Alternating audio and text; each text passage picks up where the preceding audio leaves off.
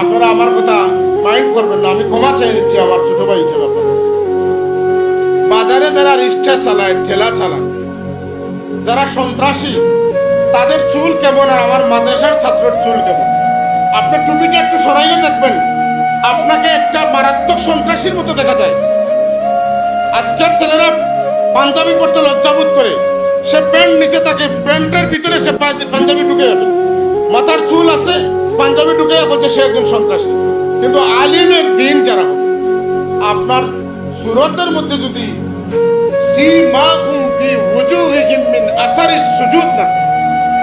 আপনার চেহারার মধ্যে যদি নম্রতা, ভদ্রতা, তাওয়াজু না থাকে, তাহলে আপনি এবং অন্য মানুষের মধ্যে কোনো পার্থক্য নেই। আমাদের ছেলেরা যে প্যান্ট পরে, এই প্যান্টটা সন্ত্রাসী ছেলেরাও পরে, সাধারণ ছেলেরাও পরে, কিন্তু আপনারা দিনী শিক্ষা এসেছেন, আপনাদের লেবাসটা দ্বারা প্রমাণ হবে না যে আমি একজন দিনী শিক্ষার্থী।